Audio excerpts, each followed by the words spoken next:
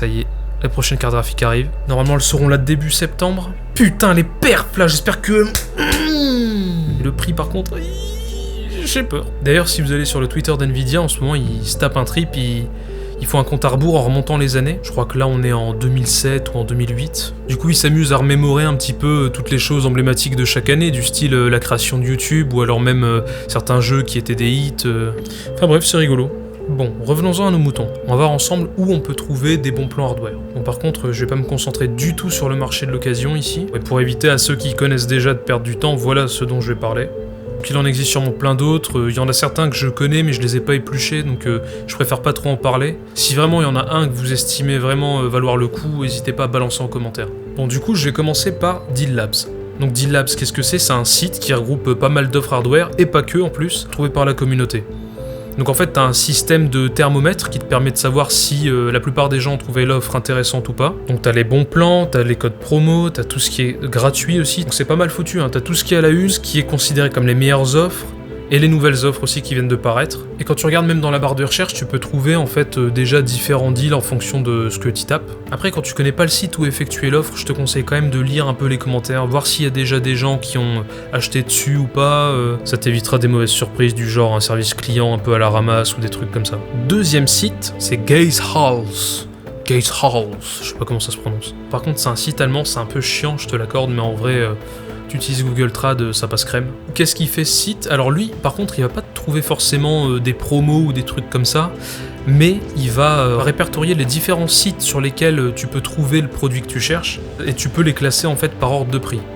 Après, il faut faire attention, t'as certains sites qui livrent pas en dehors de leur pays, certains sites allemands qui livrent qu'en Allemagne par exemple. Du coup là, ce qui est sympa, c'est que t'as un système de notation des sites, où tu peux à peu près savoir lequel est fiable, lequel ne l'est pas.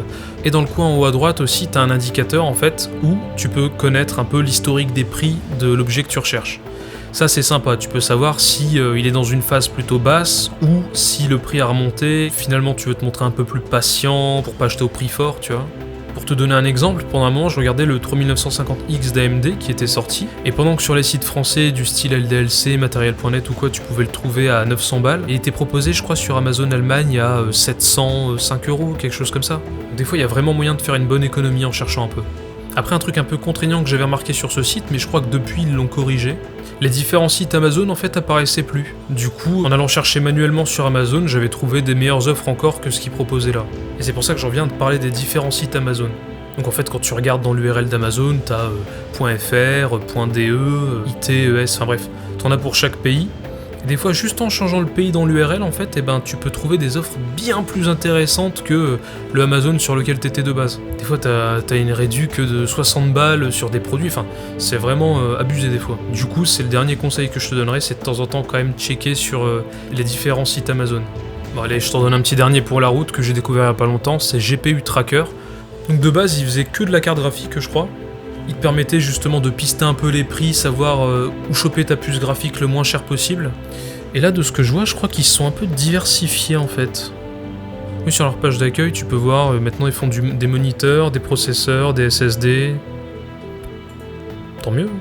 Après, t'en as plein d'autres, hein. T'as le comptoir du hardware aussi qui te donne pas mal de bons plans. T'as Méga Bonnes Affaires de Digilemon. Enfin, t'as plein d'endroits où choper des trucs sympas. De toute façon, je te listerai des sites dans la description pour que tu puisses regarder.